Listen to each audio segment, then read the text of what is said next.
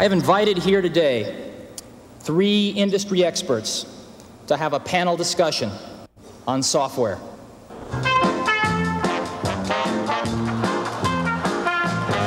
And now, ladies and gentlemen, the Macintosh Software Dating Game.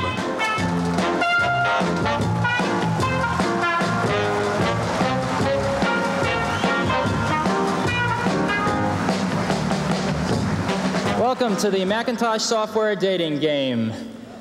Software CEOs, could I please ask you to introduce yourselves? Hi, I'm Fred Gibbons, President of Software Publishing Corporation.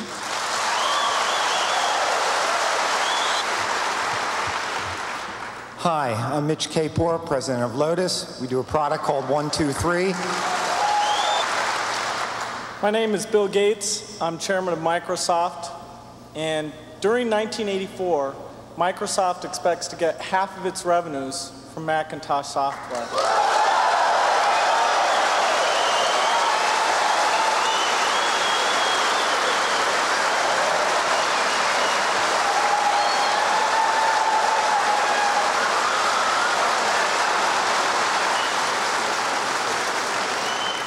Software magnate number 3. When was your first date with Macintosh? We've been working with the Mac for almost 2 years now, and we put some of our really good people on it. Software CEO number 3. Will Macintosh be the 3rd industry standard? Well, to create a new standard, it takes something that's not just a little bit different. It takes something that's really new and really captures people's imagination. And the Macintosh, of all the machines I've ever seen, is the only one that meets that standard.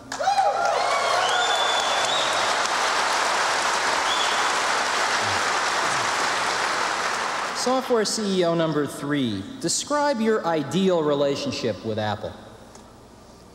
Well, we'll be selling our software independently.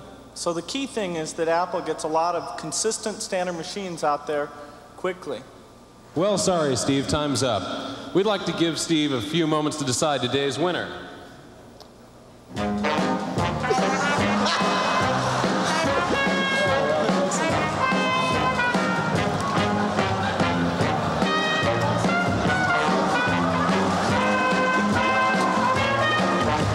Okay, Steve, who's the winner? Apple's are red, IBM's blue. If Mac's going to be the 3rd milestone, I need all of you.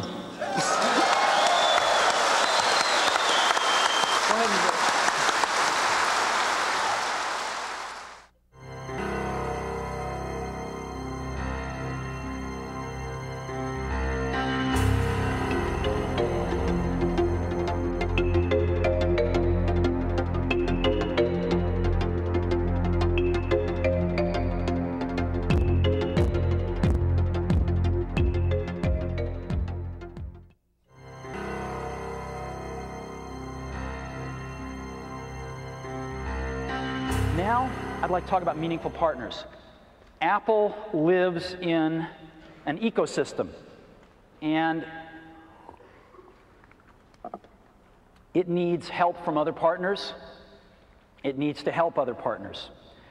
And relationships that are destructive don't help anybody in this industry as it is today.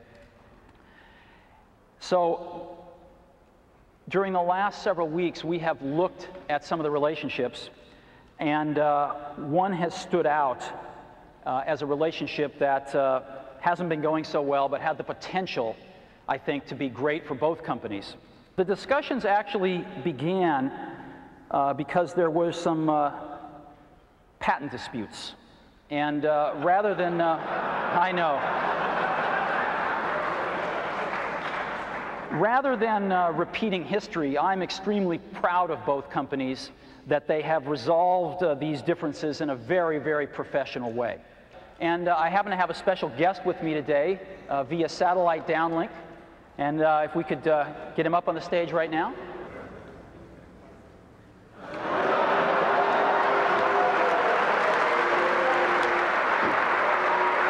Some of the most exciting work that I've done in my career has been the work that I've done with Steve on the Macintosh.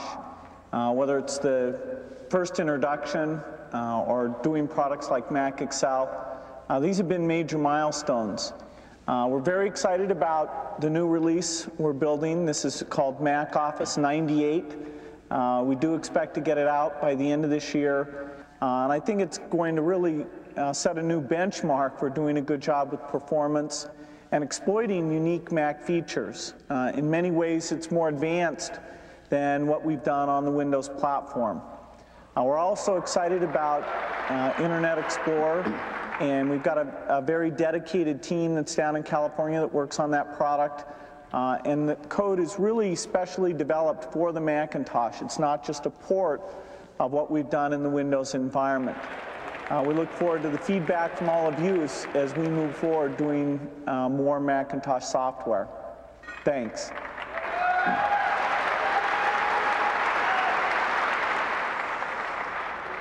The era of setting this up as a competition between Apple and Microsoft is over as far as I'm concerned. This is about getting Apple healthy, and this is about Apple being able to make incredibly great contributions to the industry to get healthy and prosper again. So thank you all for coming. I look forward to hearing the grilling in the chair tonight and in the days to follow.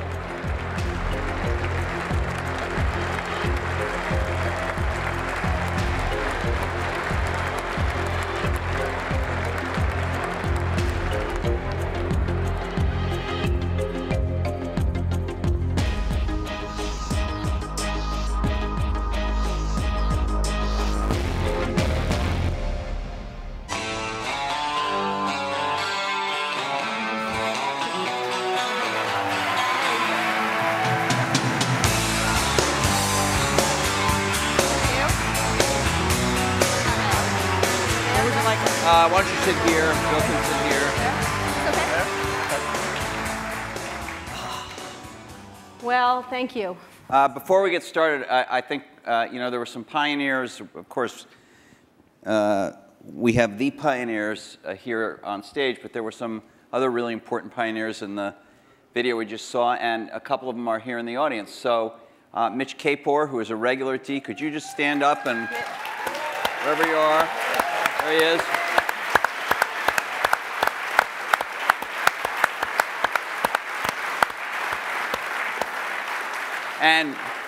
And Fred Gibbons, who has not come to D before but is here tonight. Fred.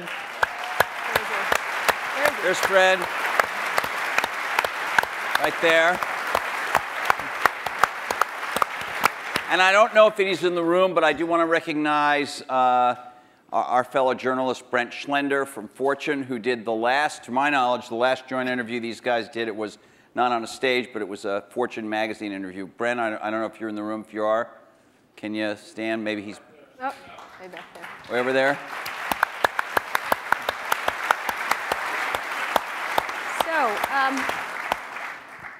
So let's get started. I wanted to ask, there's been a lot of like mano-a-mano catfight kind of thing in a lot of the blogs and the press and stuff like that. And we wanted to, the first question I kind of was interested in asking is what you think each has contributed to the computer and technology industry, starting with you, Steve, for Bill, and vice versa.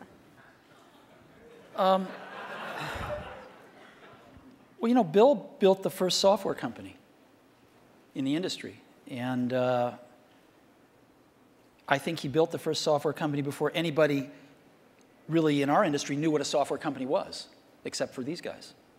And that was huge.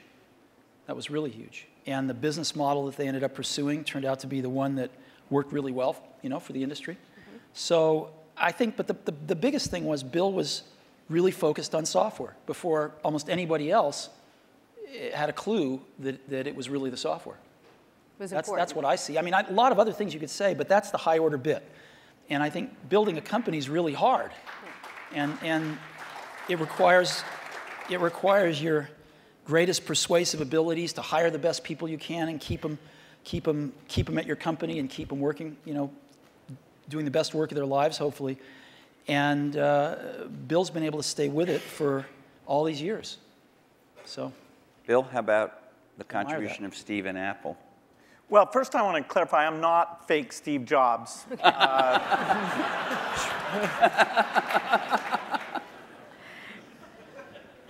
what Steve's done is quite phenomenal. You know, if you look back to 1977, that Apple II computer, the idea that it would be a mass market machine, you know, the bet that was made there by Apple uniquely, there were other people with products, but the idea that this could be an incredible, empowering phenomena, Apple pursued that dream. You know, then one of the most fun things we did was the Macintosh, and that was so risky. You know, people may not remember that Apple really bet the company. Lisa hadn't done that well, and you know, some people were saying, okay, that general approach wasn't good. But the team that Steve built, even within the company, to pursue that, even some days it felt a little ahead of its time. I don't remember that Twiggy disk drive. 128K. Yeah. And the Twiggy disk drive, yes. Steve gave a speech once, which is one of my favorites, where he talked about, in a certain sense, we build the products that we want to use ourselves. And you know, so he's really pursued that with incredible taste and elegance that has had a huge impact on the industry. And his ability to always come around and figure out where that next bet should be has been phenomenal. You know, Apple literally was failing when Steve went back and reinfused the innovation and risk-taking that have been phenomenal. So the industry's benefited immensely from his work. We've both been lucky to be part of it, but you know, I'd say he's contributed as much as anyone.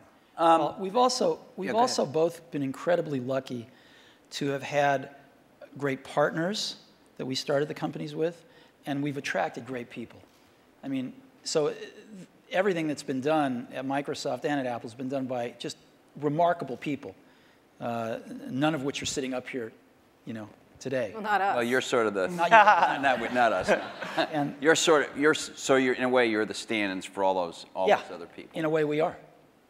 In a very tangible way.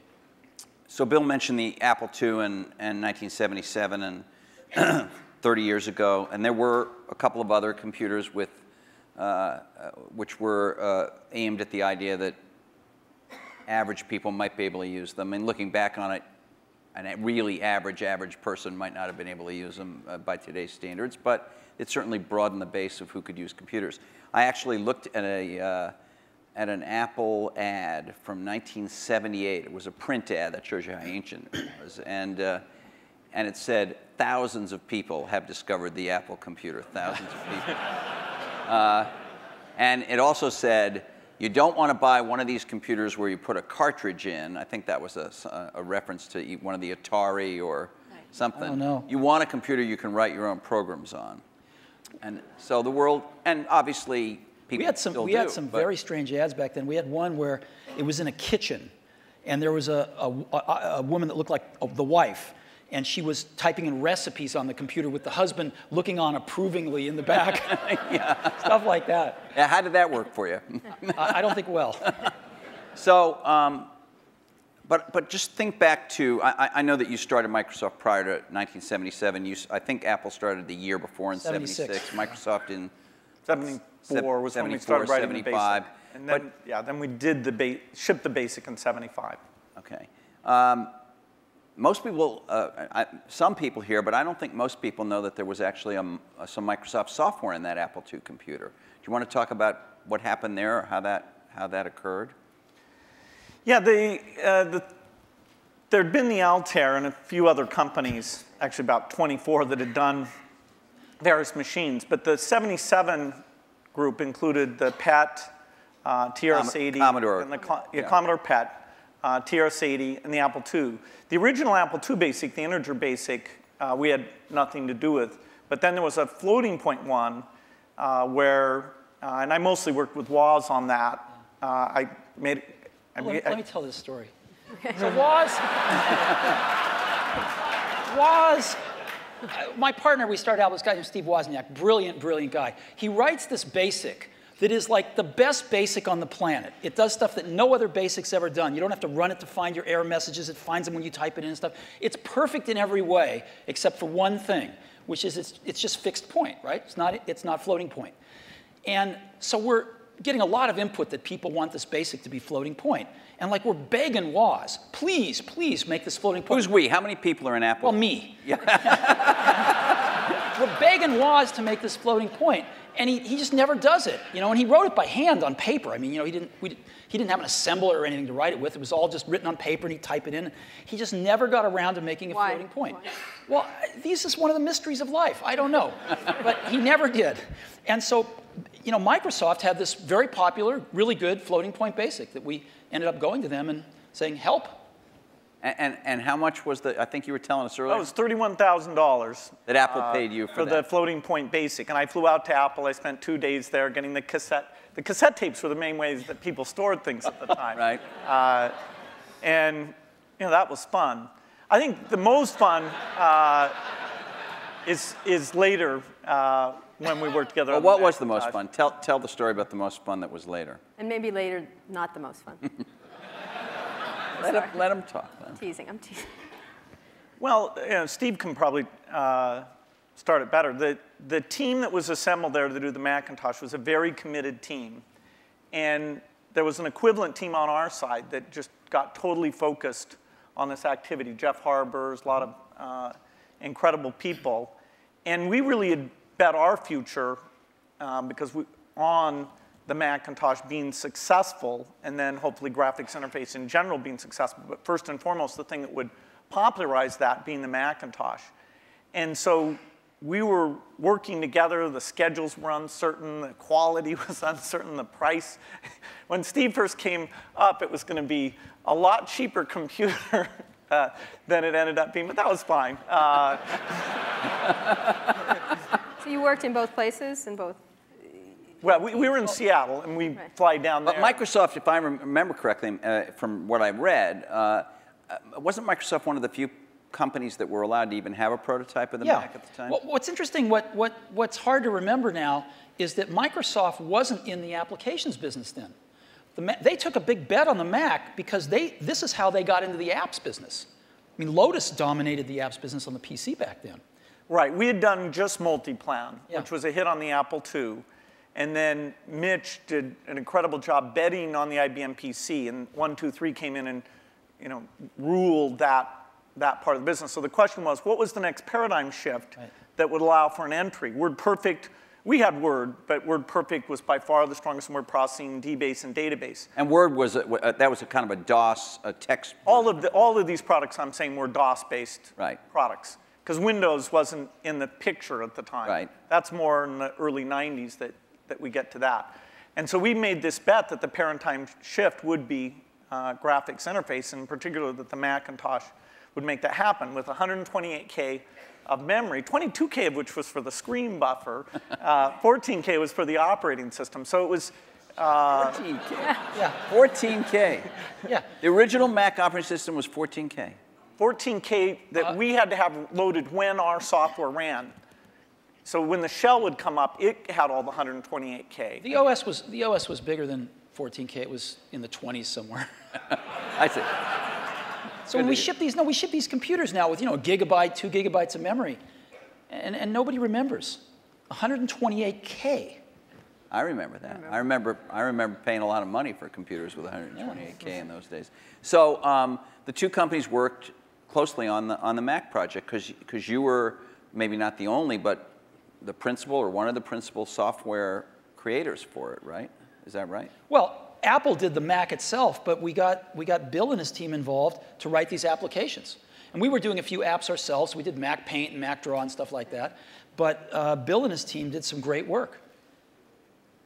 Now, in terms of moving forward, after you left and your company grew more and more strong, what did you think was going to happen to Apple after sort of the disasters that occurred after Steve left? Well, Apple's fate hung in the balance. We continued to do Macintosh software, and you know, Excel, which Steve and I introduced together in New York City. That was kind of a fun event. That went on and did very well. But then, you know, Apple just wasn't differentiating itself well enough from the higher volume platform. And meaning Windows, right? I mean, DOS and Windows. Okay, but especially Windows in the 90s began to take off. By 1995, Windows became popular. The big debate wasn't sort of Mac versus Windows. The big debate was character mode interface versus graphics mode interface. And when the 386 came and we got more memory and the speed was adequate and some development tools came along, that paradigm bet on GUI paid off for everybody who'd gotten in early and said, you know, this is the way that's going to go. But so Apple wasn't able to leverage its products. After the 512K Mac was done, the product line just didn't evolve as fast. Steve wasn't there, as it needed to. And we were actually negotiating a deal to invest and make some commitments and things with Gil Amelio. Yeah. No, seriously. And Don't be mean. Don't be mean to him. I'm sorry? Just saying the word Gil Amelio, you can see him just. And so I was calling him up on the weekend and all this stuff. And next thing I knew, Steve called me up and said, don't worry about that negotiation with Gil Amelio. You can just talk to me now. And I said, wow. Gil was a nice guy, but he had a saying. He said, Apple is like a ship with a hole in the bottom, leaking water. And my job is to get the ship pointed in the right direction.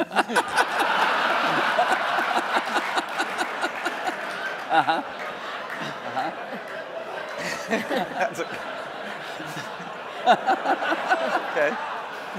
So, and meanwhile, through all this, I mean, I want to get back to the thing we saw in 1997 at Macworld there, but Windows was just going great guns. I mean, Windows 95, to whatever extent earlier versions of Windows had not had all the features, all the GUI stuff that the Mac had, Windows 95 really was an enormous, enormous leap.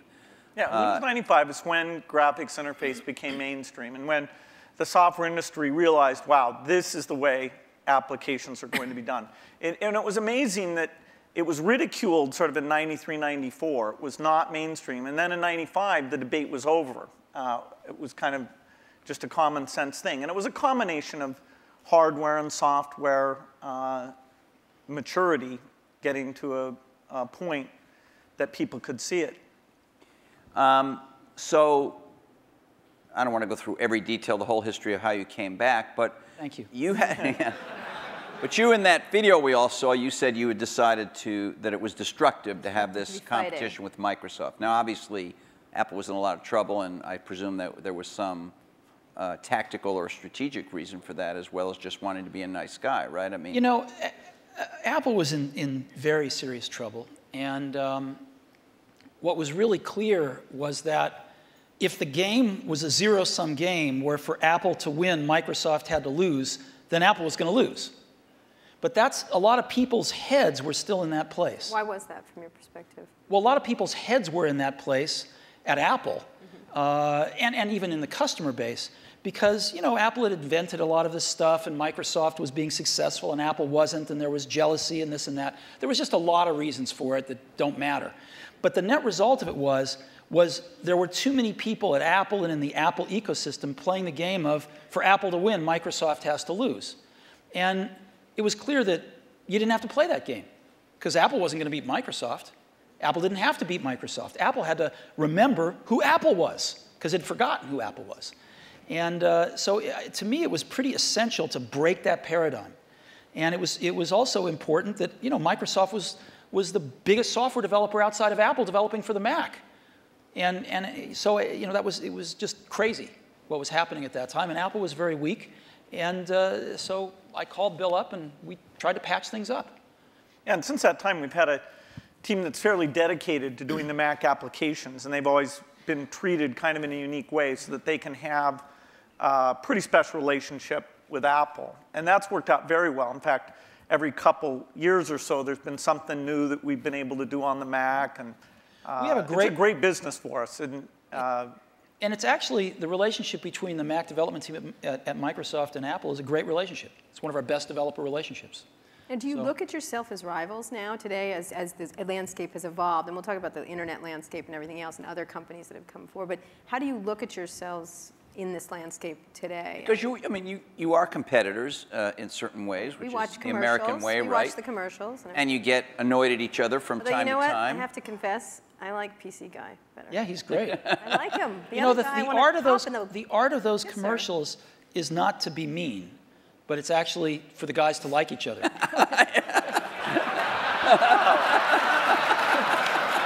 Thanks. PC Guy is great. I like PC. He's got a big heart. His mother loves him. His mother loves him. I'm telling you. I like PC Guy totally much better. Wow. I do. I don't know why. He's endearing. The other guy's a PC Guy's what makes it all work, actually. Yeah. All right. It's worth thinking about. So how do you look at yourselves? Let me just ask you, Bill. Obviously, Microsoft is a much larger company. You're in many more markets, many more types of products than Apple is. When you were running the company, or when Steve Ballmer is running the company, you think obviously about Google. You think about, I don't know, Linux in the enterprise. You think about lots of, Sony in the game area. How often is Apple on your radar screen at Microsoft in a business sense? Well, they're on the radar screen as an opportunity, and in a few cases like the Zune, that if you go over to that group, they think of Apple as a competitor. They love the fact that Apple's created a gigantic market, and they're going to try and come in and contribute something to that. And we love them because they're all customers.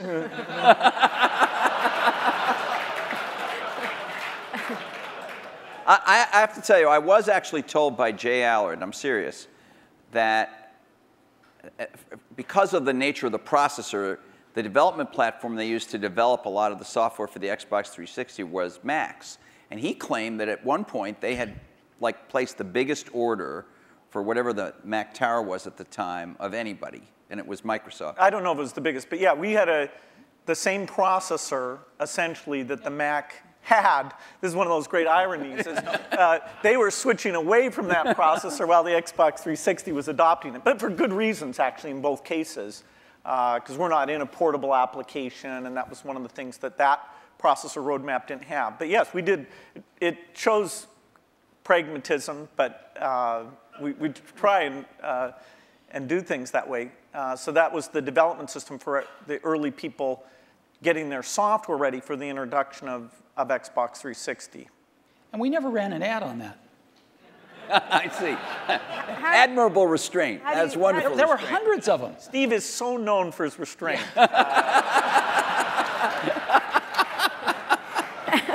How do you look at Microsoft from an Apple perspective? I mean, you compete in computers and you could say you don't compete, the era of destructive whatever you said in 1997, but you think you're consciously aware of what they're doing with Windows. You followed Vista closely, I think. What's really interesting is, and we talked about this earlier today, if you look at the reason that the iPod exists and that Apple's in that marketplace, it's because these really great Japanese consumer electronics companies who kind of owned the portable music market for a long, invented it and owned it, couldn't do the appropriate software, couldn't conceive of and implement the appropriate software. Because an iPod's really just software. It's software in the iPod itself, it's software on the PC or the Mac, and it's software in the cloud for the store. And it's in a beautiful box, but it's software. If you look at what a Mac is, it's OS 10, right? It's in a beautiful box, but it's OS 10. And if you look at what an iPhone will hopefully be, it's software. And so the big secret about Apple, of course, not so big secret maybe, is that Apple views itself as a software company. And there aren't very many software companies left. And Microsoft is a software company. And so, we look at what they do, and we think some of it's really great, and we think some of it's, a little bit of it's competitive, and most of it's not. We don't have a belief that the Mac is going to take over 80% of the PC market. We're really happy when our market share goes up a point, and we love that, and we work real hard at it. But Apple's fundamentally a software company, and there's not a lot of us left, and Microsoft's one. But you may be fundamentally a software company, but you've been known, at least to your customers and to most journalists, as the company that kind of pays a lot of attention to integrating software and hardware. You know, Alan Kay, Microsoft has made some recent moves to be a little more like that. Obviously not in your core biggest businesses, but with Xbox and Zune and the Surface Computing a device we saw today is another example. These aren't markets that hold up in size to Windows or Office, but they're some of your more recent initiatives. Are the company's approaches to this Alan Kay had urging a little? Or? Alan Kay had a great quote back in the 70s, I think. He said, people that love software want to do their own hardware.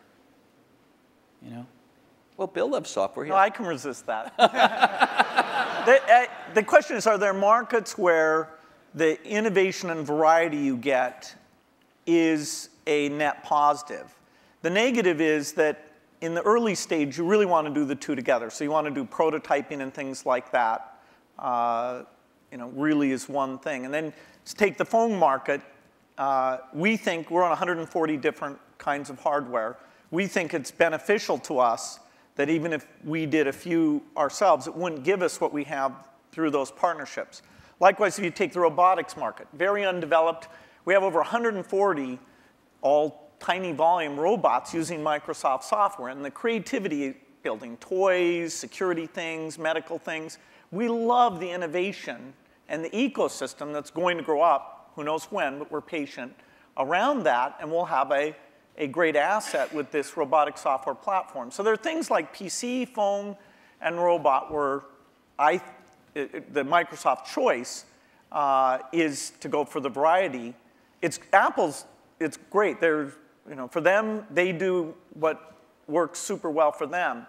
And there's a few markets like Xbox 360, Zune, and this year we have two new ones, the Surface thing and this Roundtable, which is the meeting room thing, where we'll actually, through subcontractors, but it's the P&L on the risk and all that for the hardware, the design is completely a Microsoft thing. The Roundtable, is that something you've announced, or were you just we've shown prototypes of it. That's the thing where it's got the 360-degree cameras and all those. It's like Cisco has something in that market and HP too, right? No, HP has a very high-end thing that's a tiny bit like it. But anyway. All right. Do you ever regret, was there something you might have wanted to do differently? And maybe you feel like this happened after you left Apple.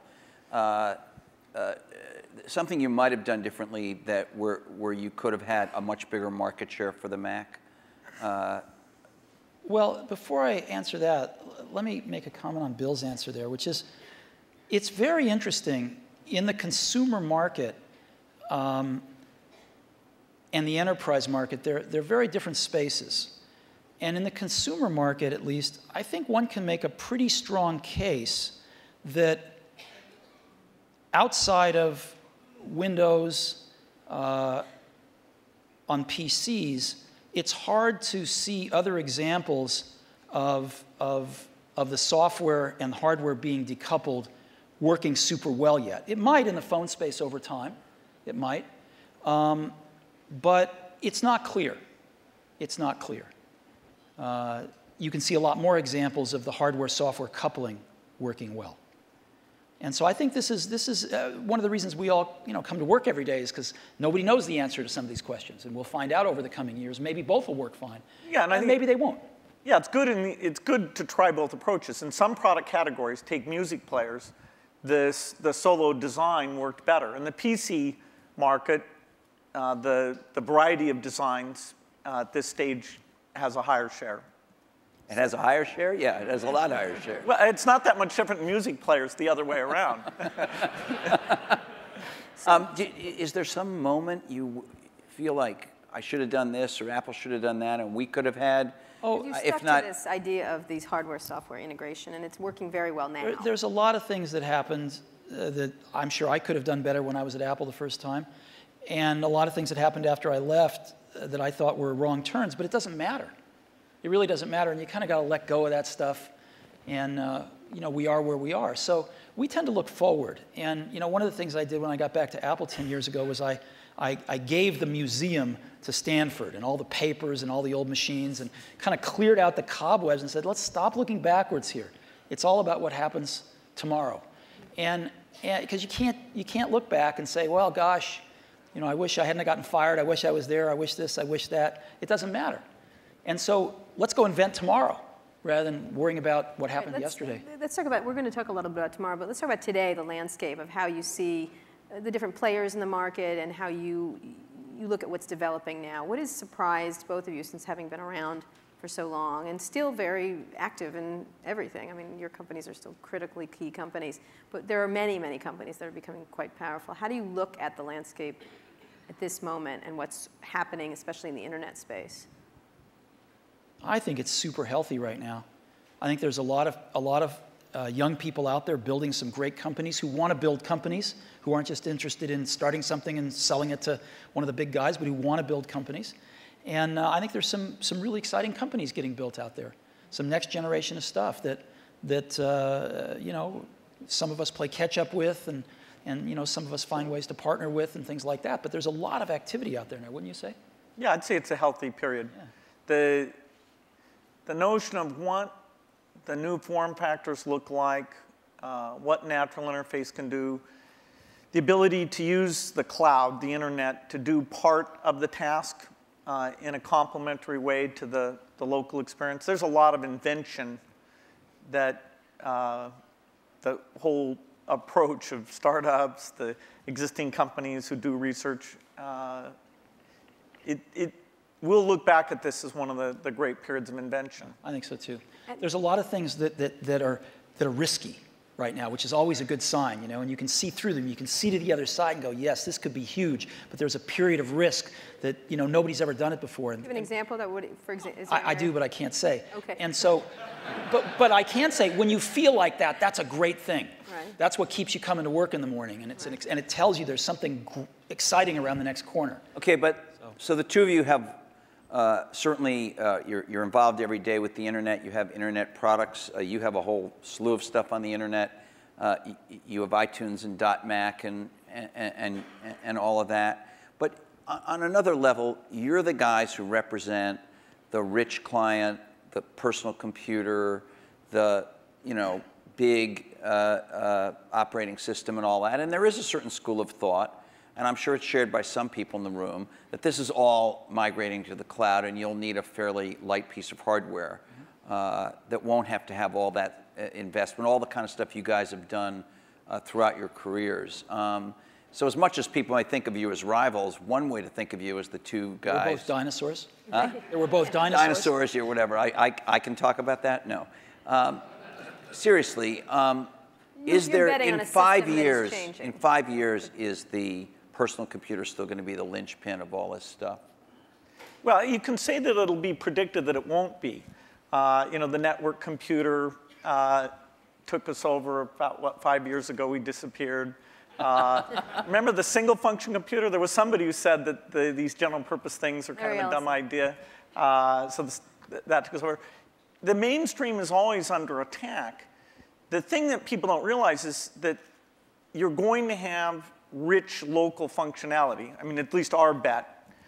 As you get things like speech and vision, as you get more natural form factors, it's a question of using that local richness together with the richness that's elsewhere. And as you look at the device, say, that's connecting to the TV set or connecting in the car, there are lighter weight hardware internet connections. But when you come to the full screen, rich, edit the document, create things, I think we're nowhere near where we can be on making that stronger. I'll give you a concrete example. I love Google Maps, use it on my computer, in a browser. But when we were doing the iPhone, we thought, wouldn't it be great to have maps on the iPhone? And so we called up Google, and they'd done a few client apps in Java on some phones, and they had an API that we worked with them a little on.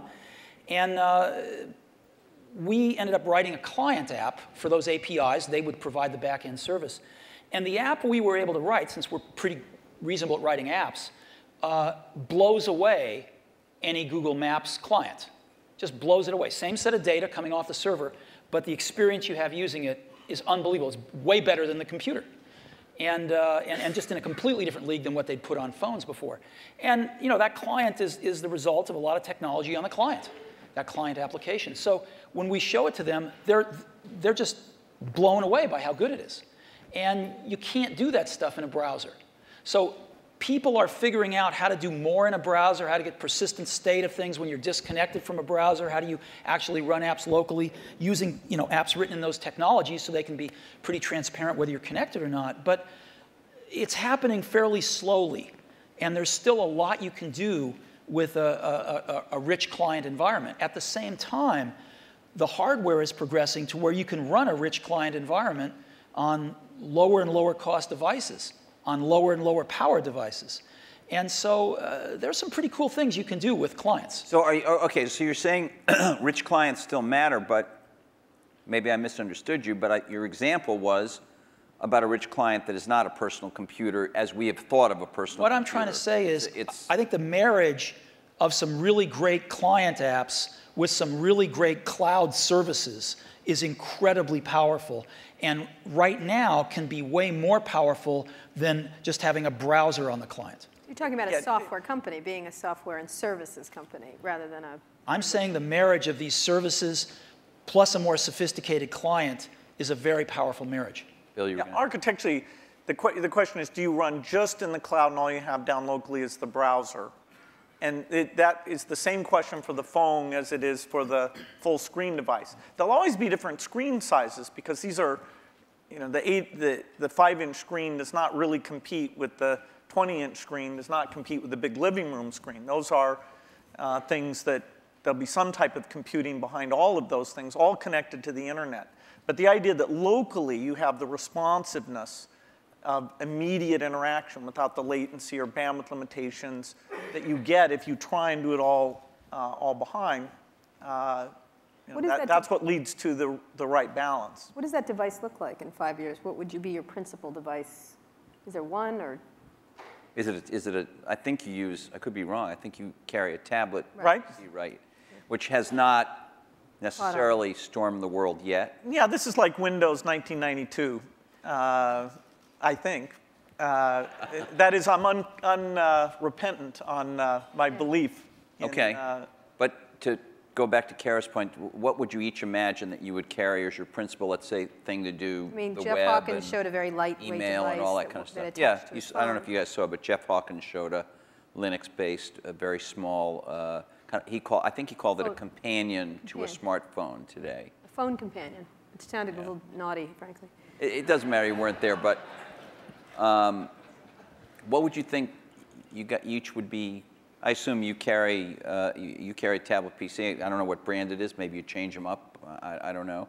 You obviously carry a MacBook Pro, I would guess, or a MacBook. Yeah, well, and an iPhone. And an iPhone. You have one? I do. Right here?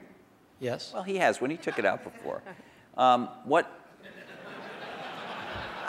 Really? Sorry. He flashed his iPhone earlier today. Anyway, go ahead. So what is your device? What would you say the device what's your really device should in be 5 carrying? years that you rely on the most? I don't think you'll have one device. I think you'll have a full screen device that you can carry around, and you'll do dramatically more reading off of that. Yeah, I mean, I believe in the tablet form factor. I think you'll have voice. I think you'll have ink. You'll have some way of having a hardware keyboard and some settings for that. And then you'll have the device that fits in your pocket, which the whole notion of how much function should you combine in there.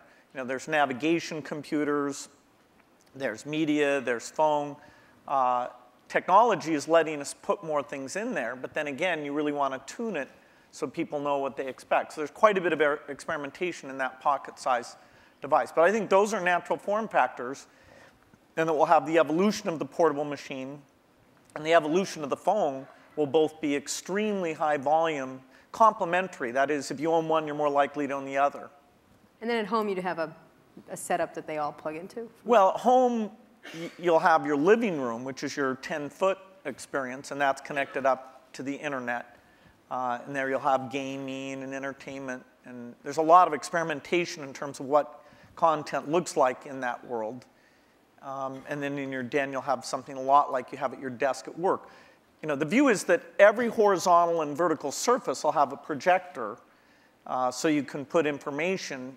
Your desk can be a surface that you can sit and manipulate things. Can I please have a room in my house that doesn't have a screen and a projector in it? You bet. Thanks. The bathroom. Well, that's the perfect place for it, actually.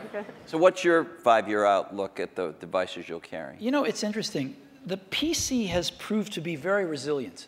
Because as Bill said earlier, I mean, the death of the PC has been predicted every few years. And here, when you're saying PC, you mean personal computer in general, not just Windows PCs. I mean personal computer in general. Okay. And there was the age of productivity, if you will, the spreadsheets and word processors, and that kind of got the whole industry moving.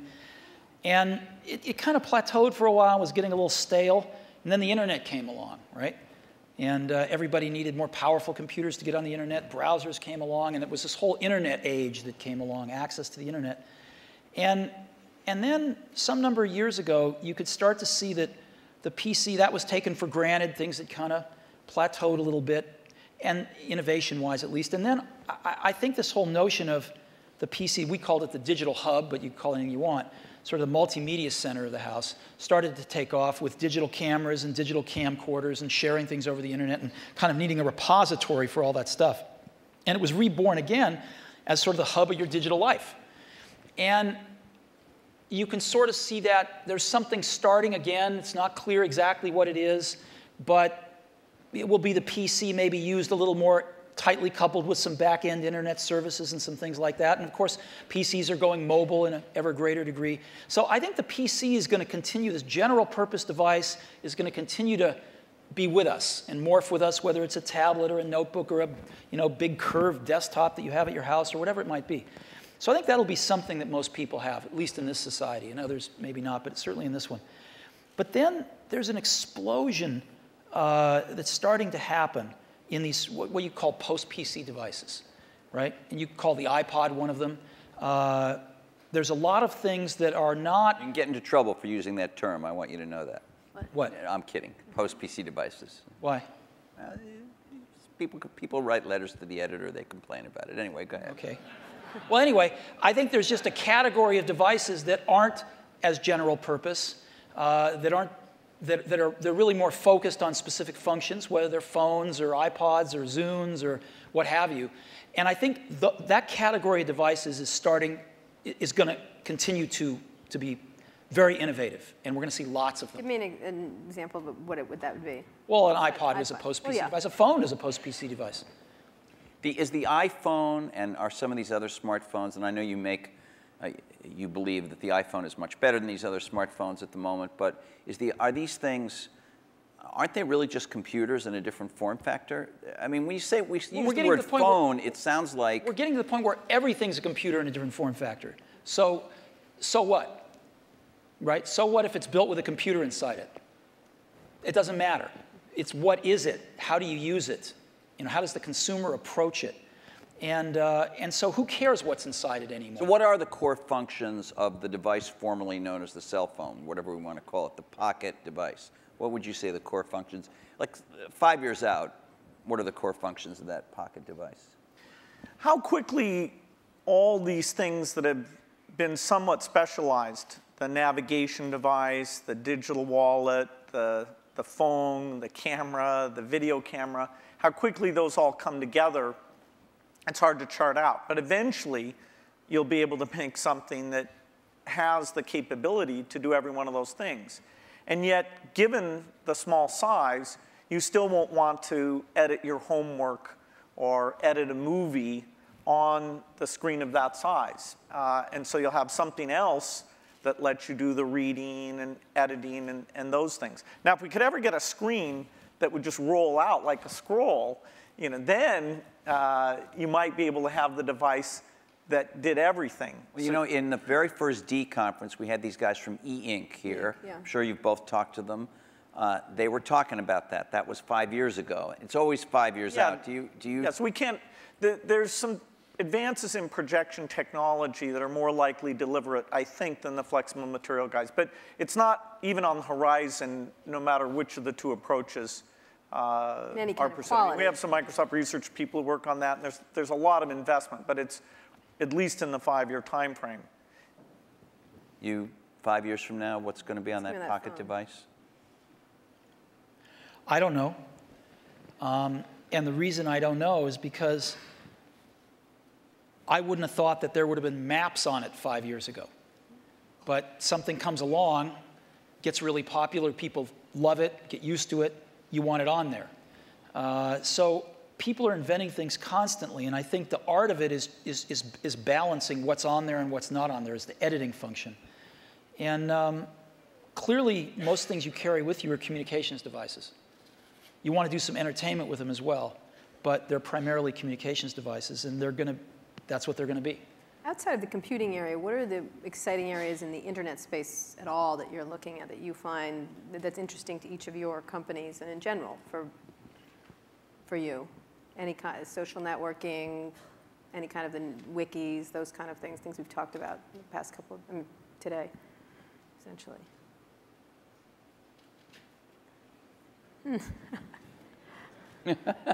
You know, we're working on some things that I can't talk about. Again. But again, yeah. But there used very to be beautiful. There used to be a saying, isn't it at Apple? It's going to blow us away, though, Blow us when away. you can't. Wow, it's great. There used to be a saying at Apple, isn't it funny a ship that leaks from the top? So, that's kind of like a sweater without sleeves as a vest. I don't get that. that was what they used to say about me when I was in my 20s. Okay. There's a zillion interesting things going on the internet. The most interesting things to me are these incredible new services that people are bringing up. And Surrounding entertainment or? There's a lot of them surrounding entertainment, but there's a lot of them that have to do with just sort of figuring out how to navigate through life a little more efficiently. And I think, it's really great when you show somebody something and you don't have to convince them they have a problem that this solves. They know they have a problem. You can show them something, they go, oh my God, I need this. And I think you're going to see a lot of things like that happen over the next year or two. Do you, you obviously have a very large internet business with iTunes, and you sell a lot of stuff on in the Apple Store.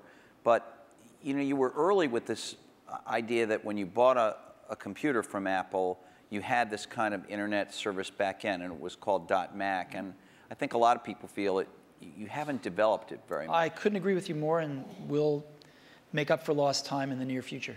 And in your case, you obviously have huge things like Hotmail, for instance, which is, I guess, and Windows Messenger, which are both widely used, and I don't even know how many users. A gazillion. Huge numbers. But on the other hand, you haven't, as Steve Ballmer was talking about today, you have other people have much stronger positions in things like search and other parts of the internet. So are you guys, because you are the personal computer companies that are best associated with that, not as nimble as some of these competitors at this point? Do you worry about not being as nimble, both of you? I mean, obviously Microsoft's a much bigger company, but you're a big company. Steve, Apple is. Do you worry about not being as nimble as somebody sitting out there with, the kind of 10 employees that you guys had in 1977? Well, there's always going to be great new things that come out of other companies, and you want to be in a position to benefit from those, to have those inventions drive demand for Windows and personal computers, and then some of those upstream things you want to participate in. I hope Steve mentioned we are going to participate in search, hopefully to a higher degree in the future. He did mention that, yeah. Than at present, so we'll see what we can do there. A lot of the applications are more specialized, so they're not areas we'll go into. Take what can happen with education now, that video is mainstream, and all these tools that let you do rich interactions are very mainstream. I'm very excited about that.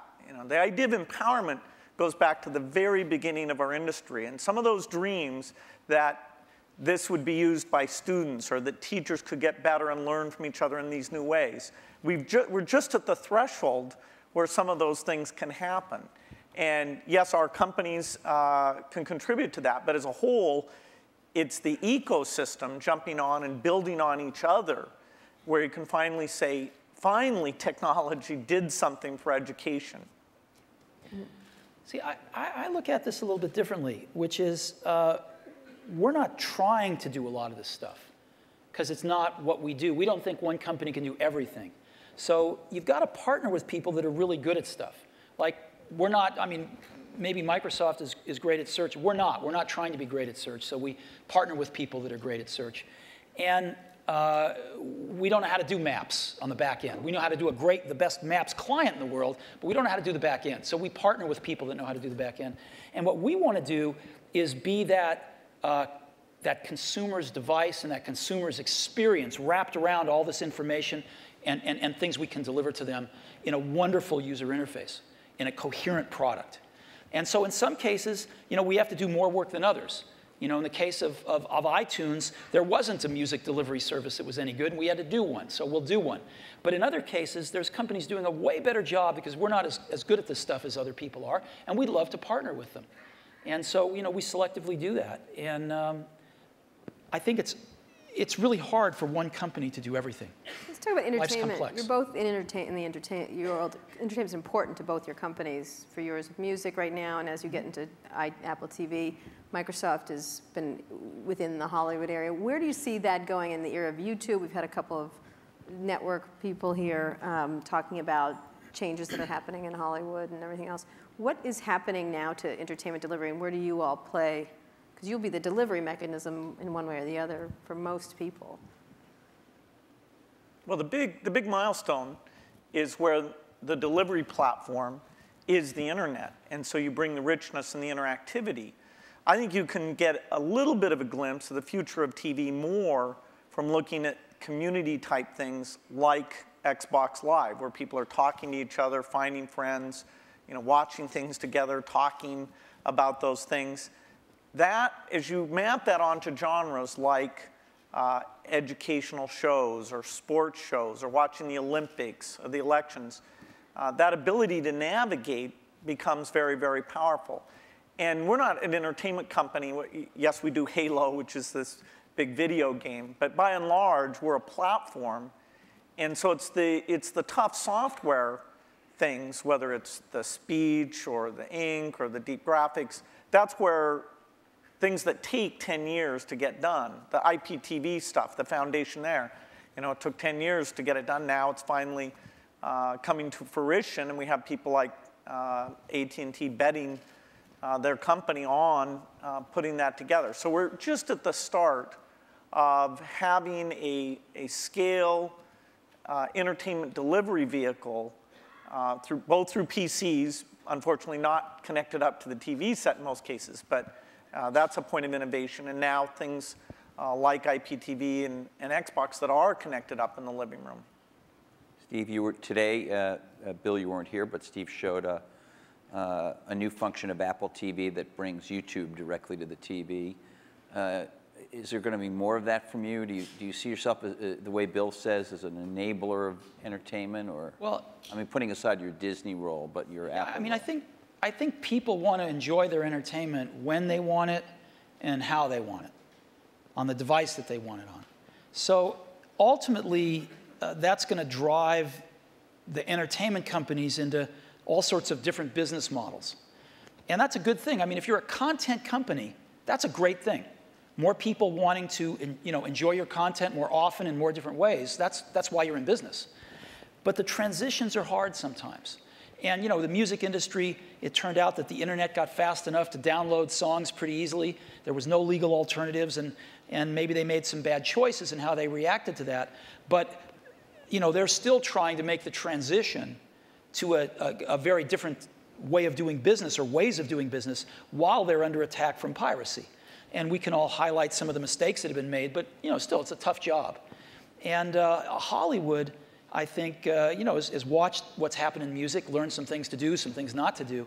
But they're still trying to map this out. How do they make some of these transitions, some new business models, different platforms, allowing their customers way more freedom on when they want to watch stuff and how they want to watch it. And I think there's a tremendous amount of experimentation and thought going on that's going to be good. That's going to be really good if you're a content owner. Can I ask about the user interface of the personal computer for a minute? Vista has just come out, which is your best version of Windows you've done, has some UI improvements in it. You're about to do yet another version of the Mac OS called Leopard in the fall, which, from what you've shown publicly, at least so far, has some improvements. But fundamentally, these are still the kind of file icon, folder icon, drop-down menu. I know I'm minimizing. There's a lot of other things. There's gadgets and widgets and all kinds of other cool things in there now. But you can see that it's still all built on what you started with, what Xerox did research on. Is there in the offing in the next 4 or 5 years, is it possible there's a new paradigm for organizing the user interface of the personal computer? Let's leave cell phones and things out for a minute, but just the personal computer, Bill. One of the things that's been anticipated for a long time is when 3D comes into that interface. And there was a lot of experimentation, sites on the internet where you'd kind of walk around and meet people. But in fact, the richness, the speed, it just didn't sustain itself. Now we're starting to see with some of the mapping stuff, a few of the sites, that the quality of that graphics, the tools and things are getting to the point where 3D can really come in. So I definitely say that when you go to a store, bookstore, you'll be able to see the books lined up, the way you might be interested in, or lined up the way they are in the real store. So 3D is a way of organizing things, particularly as we're getting much more media information on the computer, a lot more choices, a lot more navigation than we've ever had before. And we can take that into this communications world where the PC is playing a much more central role, kind of taking over what was the PBX, sort of one of the last mainframes in the business environment. That'll be a big change that'll come to it. And as we get natural input, that'll cause a change. And what about this multi-touch stuff? It's really interesting. Obviously, Steve showed some of it on the iPhone when he introduced the iPhone. Steve Ballmer today showed a bunch of it with the Surface computing device. It happens, although it's not part of our program, that HP, which is a sponsor of this conference, has a multi-touch sort of display over here out in the foyer. Will this make its way into... that Minority Report, this kind of thing. Yeah, will this make its way into, maybe you call it direct manipulation of objects with your hands and your fingers. Will this make its way into mainstream, let's say, laptop computers as a new UI or an additional part of the UI, or is that just a but go beyond the laptop. Specialized devices? Vision, software is doing vision. And so, imagine a game machine where you just can pick up the bat and swing it, or the tennis racket and swing it. Yeah, we have one of those. Yeah, No, that's not it. You can't pick up your tennis racket I see what you mean, and swing it. Right. You can't sit there with your friends and do those natural things. That's a 3D positional device. This is video recognition. This is a camera seeing what's going on. And in a meeting, like you're on a video conference, you don't know who's speaking when they're audio only, things like that. The camera will be ubiquitous. Now, of course, we have to design it in a way that people's expectations about privacy are handled appropriately. But software can do vision, and it can do it very, very inexpensively. And that means this stuff becomes pervasive. You don't just talk about it being in a laptop device. You talk about it being part of the meeting room or the living room or...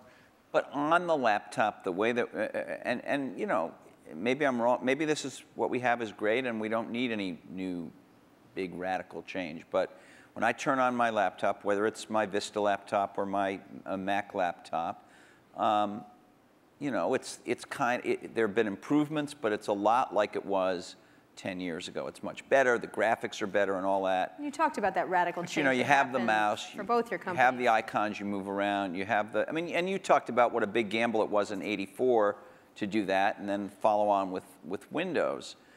We still essentially have that approach, and I'm just wondering, is that going to change? Touch, ink, speech, vision, those things come in, but they don't come in as a radical substitute. I think you're also underestimating the degree of evolution because you've lived with it year by year. Say we'd sent you away for 10 years and you came back and you said, wow, there's a search paradigm, and that's more at the center of how you find these things. There's tagging, that's more at the center of how you find these things. There's you know, the evolution is a very good thing. In fact, even in that evolution, the stuff we did with Office, there's this balance you strike where when you make a change, in that case the ribbon, you're going to have some users who feel like, oh, geez, I have to spend a little bit time to be brought along to that. You know, but there has been good evolution, but these natural interface things are the revolutionary change, and they'll be very revolutionary. That together with the 3D that I talked about. Steve? I know you're working on something. It's going to be beautiful. We'll see it soon. Yeah, you know, you can't talk about it, but Bill discusses all his secret plans. You don't discuss any of it. I know. It's not fair, but it's, I think the question is a very simple one, which is how much of the really revolutionary things people are going to do in the next 5 years are done on the PCs, or how much of it is really focused on the post-PC devices. And there's a real temptation to focus it on the post-PC devices because it's a clean slate, and because there are more focused devices, and because they don't have the, they don't have the legacy of these zillions of apps that have to run in zillions of markets. And so I think there's going to be tremendous revolution in the experiences of the post-PC devices. And the question is how much to do in the PCs. And I'm sure Microsoft is. We're working on some really cool stuff, but some of it has to be tempered a little bit because you do have, these tens of millions in our case, or hundreds of millions in Bill's case, users that are familiar with something that, they don't want a car with 6 wheels. They like the car with 4 wheels. They don't want to drive with a joystick. They like the steering wheel. And so, you have to, as Bill was saying, in some cases you have to augment what exists there, and in some cases you can replace things. But I think the radical rethinking of things is going to happen in a lot of these post-PC devices. I'm going to ask a more personal question. We have just a minute before we're going to open up for questions. What's the greatest, I'm not going to call this the Barbara Walters moment and ask you what tree you'd like to be, but you would love to be Barbara Walters, let me just tell you. No, I would not. What's the greatest misunderstanding? Ding, right. But thank you, Steve. About your relationship. I mean, you're obviously going to go down in history as history books already said kind of thing. But what's the greatest misunderstanding between your relationship and about each other? What would you say would be this idea of catfight? This idea of which one of the many? We've kept our marriage secret for over a decade now. Canada, that trip to Canada. Mm-hmm.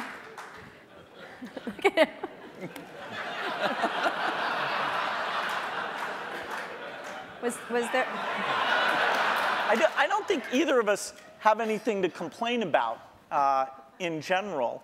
And I know that the projects, like the Mac project, was just an incredible thing, a fun thing where we were taking a risk. We did look a lot younger in that video. We did. You looked 12 in the first one. That's how I try and look. He was 12. But no, it's been fun to work together. And I actually kind of miss some of the people aren't around anymore. People come and go in this industry. It's nice when somebody sticks around and have some context of all the things that have worked and not worked. And the industry gets all crazy about some new thing. There's always this paradigm of the company that's successful is going to go away and stuff like that. It's nice to have people who've seen the waves and waves of that, and yet been willing when it counted to take the risk to bring in something new. Has it been important? One last question, and then we'll go to the audience. He didn't answer us because he just said this. I have an answer. He only talked about his secret gay marriage. Yeah. So. I thought that was your answer. No, that wasn't my answer. When Bill and I first met each other and worked together in the early days, generally we were both the youngest guys in the room, right? Individually or together. I'm about 6 months older than he is, but roughly the same age. And now, when we're working at our respective companies, I don't know about you, but I'm the oldest guy in the room most of the time. And that's why I love being here. And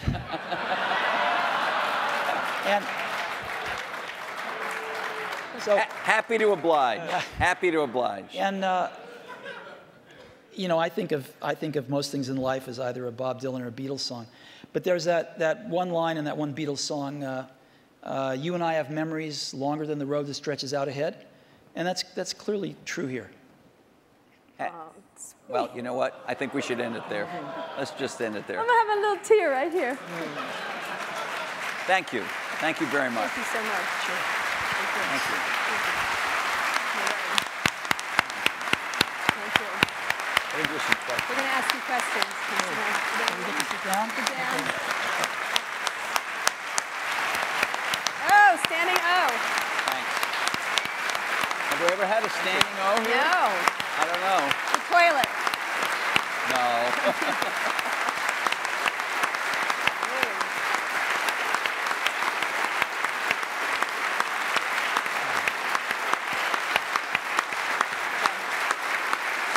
Whoa. You handle this pretty well. There we go. Great. Wow. Okay, so some audience questions. Questions. Please. Can we have the lights? Roger Magney Roger. from Elevation Partners. Hey guys, that was incredible. Thank you very much. We've got a big election coming up next year. I'm curious if there are any issues that you see in Silicon Valley that we all ought to be focused on communicating effectively to the next potential president of the United States. That is any common ground that we share, because it's weird. You don't actually hear any issues that people are talking about right now, and I'm curious if you guys have any in mind. Bill? Well, certainly education is one that I'd put at the top of the list. You know, are there technological solutions right now that they could do something about, or is that just sort of like? No, technology is going to be helpful and more, but the way that teachers are measured and made excellent, the way that the high schools are designed, the expectations they have, it's not just a pure technology thing. It's more an institutional practice where the opportunity is. And you know, there should be a lot of debate about the different ways of doing that. Steve? Boy, we've got some pretty big problems. And I think most of them are much bigger than anything Silicon Valley can contribute right now to solve. So hopefully some of those will get solved. I also think we underestimate how much all of our industry depends on stability. We've enjoyed a long period of stability, and we've been able to focus on technology and growing our businesses and stuff, and I think we take that for granted sometimes. One of the more interesting areas that we all suffer from, of course, is in the area of energy dependence. And there's a lot of work going on, I know, a lot of investing going on anyway. I don't know if the results are there, but a lot of investing going on in alternative energy, and maybe Silicon Valley can play a small role in some of that stuff. Are you guys investing in that area, personally, or? Some. Which might be a lot. And you? Yeah, exactly. $1 billion here or there. Steve? Are you investing in that area? No. Or just a Prius? Okay. Yeah, just appreciating it. Over there. Hi, Don Eklund, Sony Pictures. My question is really, at what point is there too much diversity? It was talked about a few times in the discussion, the fact that now microprocessors are very low cost, memory's low cost, software is ubiquitous. But my life has been made better by standards like coding standards, network standards, and it seems like we're reaching a point where diversity is starting to take hold to a point where we're not going to be able to have the kinds of convergence devices that I think everyone would really be able to appreciate. And I'm wondering, is this going to be like healthcare or mass transit, where you just can never put it back in the bottle again? And I'd like to get your perspective on that. If there's still an opportunity to have some grand convergence devices that can really simplify people's lives and enrich their lives. Steve? Well, I think Bill and I would agree that we can get it down to 2. No, I think it's hard to limit imagination and innovation. I think there's always going to be a bunch of new great things, but And I think that's part of what we put up with to get the innovation. We put up with a little bit of aggravation to get the innovation. And I think the marketplace is awfully good at allowing diversity when it should and then getting rid of it when it shouldn't. I mean, and then letting it come back sometimes. Yeah. Well, yeah. I mean, in terms of standards and things. You know, the internet standards have been incredibly powerful. You know, video formats, things like this. And so I don't see things that are going to really hold back a convergence device. You know, sure, there's a lot of wireless approaches, but that's pretty healthy right now. They each have various merits. A few of them will end up overlapping the other ones and kill the other ones out. But well, I think the industry's done very well at latching on to standards for the things that there were no longer any innovation in, and then focusing on the places where it wasn't clear which approach was best. Jesse? Hi, I'm Jesse Kornbluth, headbutler.com. Because you're not the youngest guys in the room anymore, it's perhaps appropriate to ask you a question about legacy, each of you. Bill, even your harshest critic would have to admit that your philanthropy work is, you know, planet-shaking, incredible, and could be, if you make it, a second act so amazing that it would dwarf what you've actually done at Microsoft.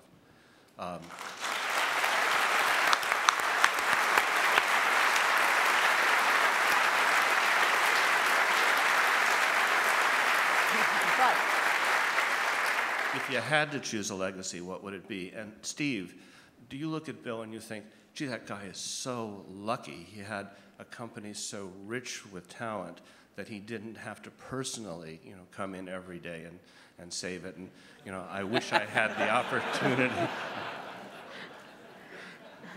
Okay, he's not going to answer that one. Bill? Well, the most important work I got a chance to be involved in, no matter what I do, is the personal computer. You know, that's what I grew up, you know, my teens, my 20s, my 30s. You know, I even knew not to get married because I was until later, because I was so obsessed with it. That's my life's work.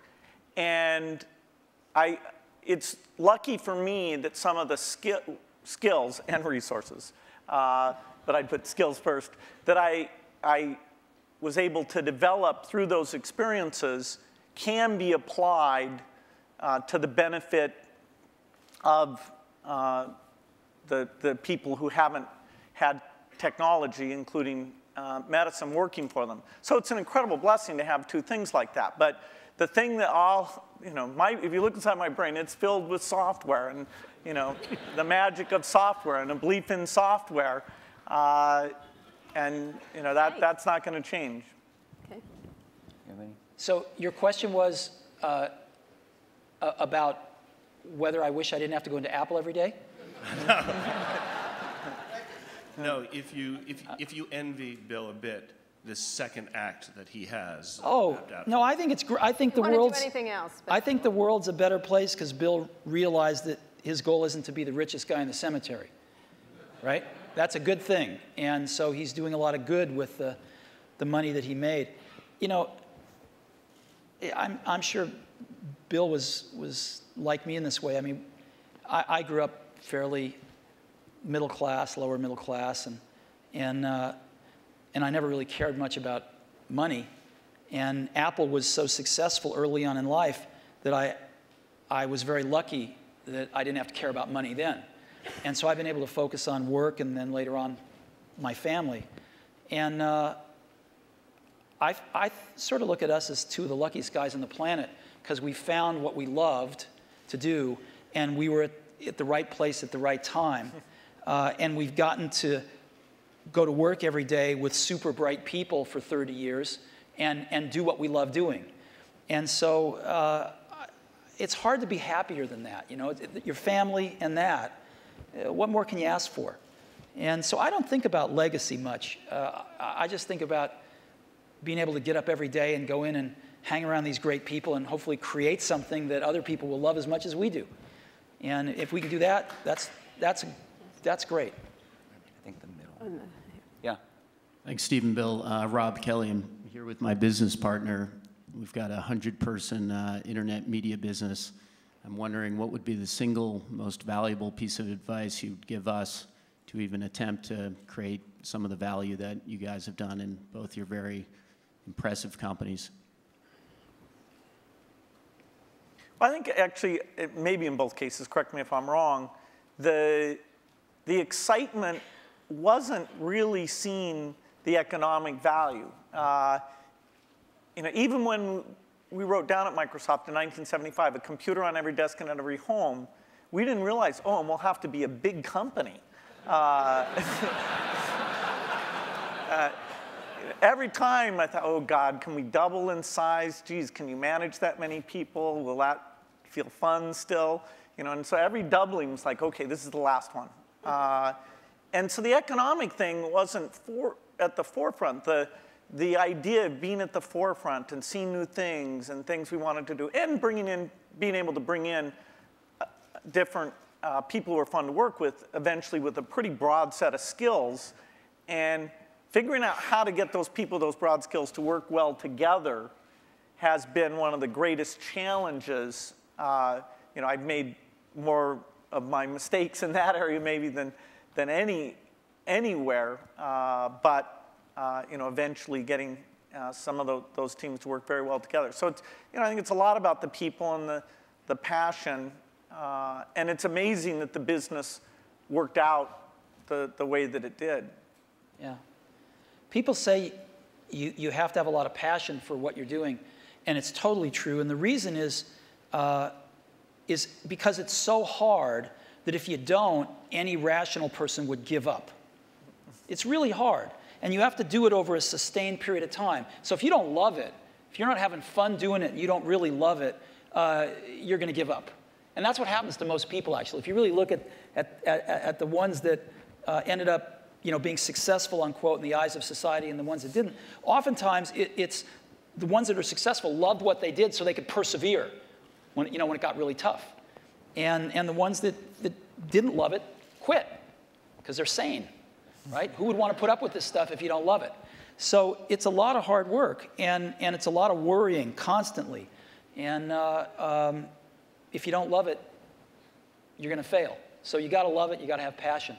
And I think that's the high order bit. The second thing is you've got to be a really good talent scout, because no matter how smart you are, you need a team of great people, and you've got to figure out how to size people up fairly quickly, make decisions without knowing people too well, and hire them, and see how you do and refine your intuition, and be able to help build an organization that can eventually just build itself. Because you need great people around you. Thank you. Liz Beyer, question, I guess it's historical curiosity. You approached the same opportunity so very differently. What did you learn about running your own business that you wished you had thought of sooner or thought of first by watching the other guy? Well, I'd give a lot to have Steve's taste. He has natural, not a joke at all. I think in terms of intuitive taste, both for people and products. We sat in Mac product reviews where there were questions about software choices, how things would be done, that I viewed as an engineering question, and that's just how my mind works.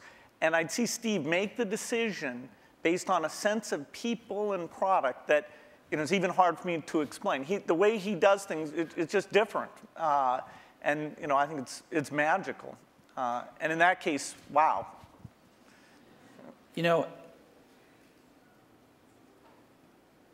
Because Woz and I started the company based on doing the whole banana, we weren't so good at partnering with people. And actually, the funny thing is, Microsoft's one of the few companies we were able to partner with that actually worked for both companies. And we weren't so good at that, as where Bill at Microsoft were really good at it, because they didn't make the whole thing in the early days. And they learned how to partner with people really well. And I think if Apple could have had a little more of that in its DNA, it would have served it extremely well. And I don't think Apple learned that until, a few decades later. Last question.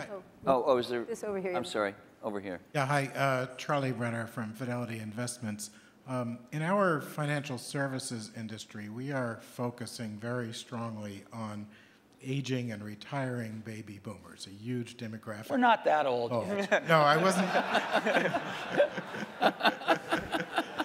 The question is different from what it sounds like it's going to be. But most of the innovation that we see coming from computer and internet companies is kind of youth-oriented. And I'm just wondering if there are activities going on in your companies acknowledging what's going to be happening generationally. Not true. I'll give you one example. So we started building in video cameras into almost all our computers a few years ago. And the response by people of all ages, but in particular seniors, has been off the charts. Because they're buying these things now, and they're buying them for their grandkids, their sons and daughters with their grandkids, so they can stay in touch with their grandkids, and they're video conferencing more than younger people are. And it's incredible what this has done. So that's just one simple example, but there's like dozens of them that have clicked with seniors that are living independently that want to stay in touch with extended families and do other things like that. Yeah, I think that it's a very good point when you look at the size of the market. And that's partly why it's great that there are all these companies out there who can see, okay, what would you do for seniors? I think natural user interface is particularly applicable here because the keyboard, we're sort of warped in that we grew up using the keyboard, and so it's extremely natural to us. But things like, and that's partly why when we showed the Surface Computer, I showed it privately to a bunch of CEOs a couple weeks ago. I was kind of stunned by how blown away they were. But their ease of navigation is just not the same. And when they saw that, the idea that they could organize their photo album, it meant more to them than it did to me. I'll give you another example. We've got a little shy of 200 retail stores now. And one of the things the stores are doing is personal training now. It's called one-to-one. And we are up to now a run rate of 1 million personal training sessions. They last an hour per year. 1 million per year. You only started a little while ago, right? Yeah. We started about a year ago. And we're up to 1 million training sessions a year run rate now. And a lot of those folks, some of them anyway, many of them are seniors. And they're coming in and they're spending an hour learning how to use Office, and they're spending an hour learning how to video conference. And they can basically come in as much as they want, and they can schedule these things throughout a year, and they pay $99, I think, a year for it. And it's been great. Last question. Now the last question over there. We all share a common science fiction experience of the metaverse or the Matrix, where we all could communicate without being in the same place. And by the way, thank you both for providing us the best platform so far to go to chat rooms or to all go to a MySpace. It's a far cry from these things that we see on Star Trek or the holodeck. What kinds of things can you imagine that are partway there that could be much better than the 3-window iChat that we might see in the next 5 or 10 years? Well, I don't think Steve's going to announce his transporter. I want Star Trek. Just give me Star Trek. No, I think short of the transporter, most things you see in science fiction are, in the next decade, the kinds of things you'll see. The virtual presence, the virtual world that both represents what's going on in the real world and represents whatever people are interested in. This movement in space is a way of interacting with the machine. I think the deep investments that have been made at the research level will pay off with these things in the next 10 years. Steve? I don't know. And that's what makes it exciting to go into work every day. Because there's, as we talked about earlier, this is an extraordinarily exciting time in the industry. And lots of new stuff happening. So, I can't even begin to think of what it's going to be like 10 years from now. Great. Thank you so much. No, thank you so much. Great. Thank you so much. It's great. It's great. It's really great.